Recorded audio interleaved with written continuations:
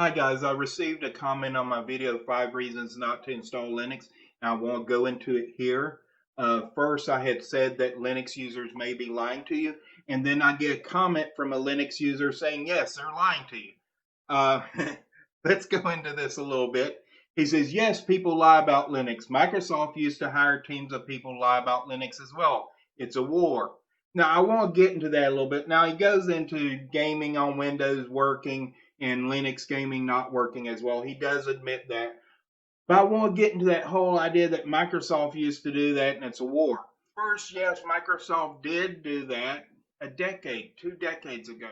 Microsoft has not done that in a very long time. Now, why? And is it a war?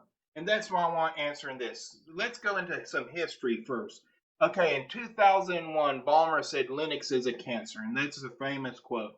What he meant was that GPL is a cancer, and that if you use GPL code in your software, then you have to open source your software. So he was talking to developers who were making money off of their code, and obviously they didn't want to do that. So it was like a cancer eating the software from the inside. So that's what he meant about that. But let's go into some history of that history. Let's go back to 2000, the year before, because Linux had just hit 25% of the server market. Microsoft was only at 38%. Now, the thing about that is if you go back in history even further, Microsoft was once a Unix company. You might not know that, but it's true. In 1979, Microsoft went to AT&T, to Bell Labs, and they licensed Unix. Now, they didn't license a name, so what they did was they called their Unix Xenix, Xenix. Look it up. I'm telling you the truth. So Microsoft called their Unix Xenix. And if you were a consumer, a home consumer, then they would sell you DOS. If you were a business, they would sell you Xenix. By the mid 80s, Microsoft was the largest seller of Unix in the world, and they genuinely thought that Unix was the future of computing. But then, of course, Microsoft went on to create Windows, and here they are in 2001, and Linux is eating their lunch in the servers, and they no longer have a Unix to compete with. So it becomes very understandable that Gates, Ballmer, and all the people who had been around in the early days when Microsoft was a Unix company, how they reacted and overreacted to Linux. Now let's go into a Ballmer interview from 2016. I may have called Linux a cancer, but now I love it. Now this predates the whole Microsoft loves Linux meme by 4 years. It's really only a meme by people who haven't been paying attention for the last 10 years. Because like I said, Microsoft used to do things like that, but it hasn't in a very long time. Now, why has it not? Well, Ballmer's the reason. Now, I won't go into one quote by him. Reuters reports that Ballmer still stands by his cancer analogy as right for the time. Speaking at an event earlier this week, he said going to war with open source made a ton of money that still contributes to Microsoft's revenue. But he said he now considers that the threat from Linux is over. Now, why would the threat from Linux be over in 2016? Well, under Nadella, Microsoft open sourced the .NET framework. But that process took 3 years, meaning it was started by Ballmer about 3 years before he left. Now, why would Ballmer go from saying Linux is a cancer to open sourcing the .NET framework? Well, the answer is clear if you pay attention to Microsoft today.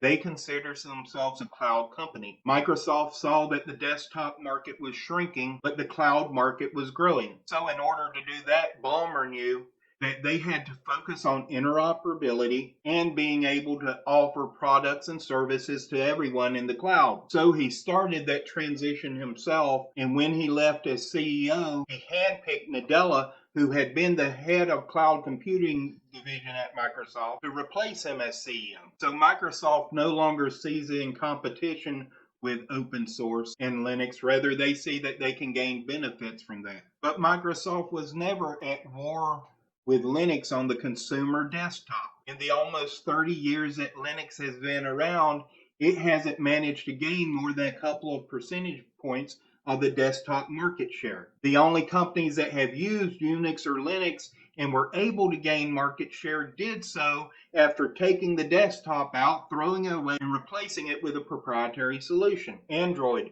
OS X, Chrome OS. And as soon as they did so, they were able to surpass Linux in market share. So this idea that Linux is somehow at war with Microsoft over the desktop is ludicrous.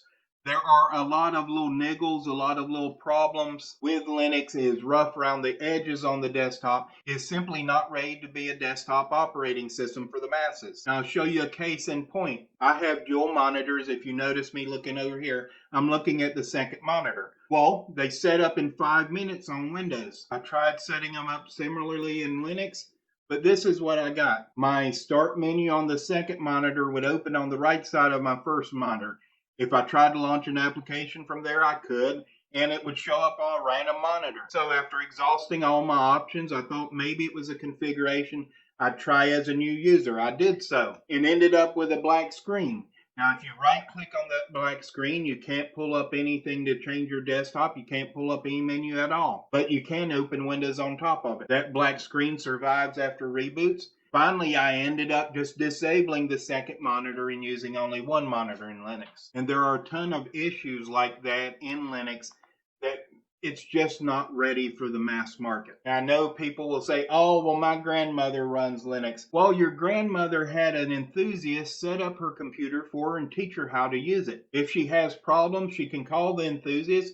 He can come over and fix it for her. That's not a scalable solution. It's why Linux will remain at 1 or 2% for the foreseeable future. Is Linux a good solution for you personally? It may be. You don't know until you try, and if you watch my video on a variety of ways to install Linux, you'll find out that there's more to it than just replacing the operating system you have. You don't necessarily have to do that. You can see how you can make Linux work for you. I hope this was informative. Thank you.